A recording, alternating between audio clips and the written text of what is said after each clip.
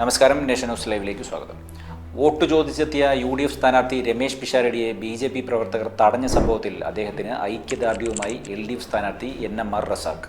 നമ്മളൊരു ജനാധിപത്യ രാജ്യത്തിലാണ് എല്ലാവരും ജീവിക്കുന്നത്. പ്രത്യേകിച്ച് പാലക്കാടിന്റെ മണ്ണിൽ ഇമാതിരിയുള്ള കാര്യങ്ങളൊന്നും നടക്കാറില്ല. പാലക്കാട്ടുകാരുടെ മനസ്സ് അങ്ങനെയുള്ളതല്ല.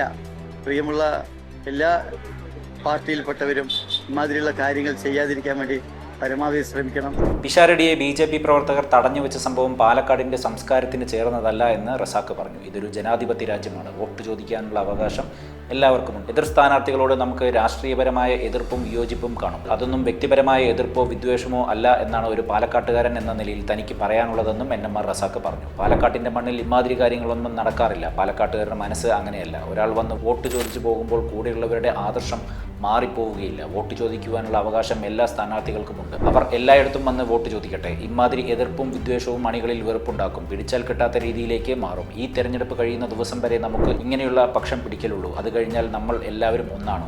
നമ്മളെല്ലാം അതിൽ നിന്നും മാറി നിൽക്കണമെന്നും റസാഖ് പറഞ്ഞു. വടക്കന്തറയിലെ 51-ാം വാർഡിൽ പ്രചരണത്തിനെത്തിയപ്പോഴായിരുന്നു രമേശ് പിഷാരടിയെ BJP കൗൺസിലർ സിന്ധുരാജിന്റെ നേതൃത്വത്തിലുള്ള സംഘം തടഞ്ഞത്.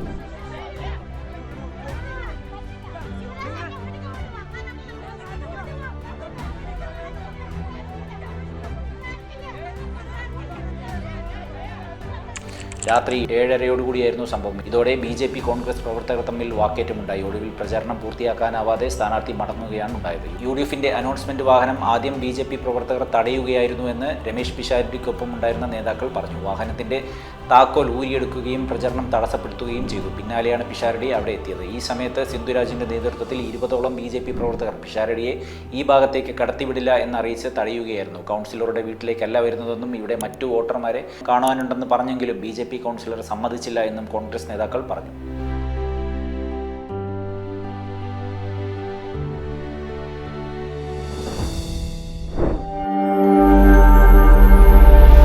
നാഷൻ ന്യൂസ് ലൈവ്, സത്യം, ചരിത്രം, വർത്തമാനം.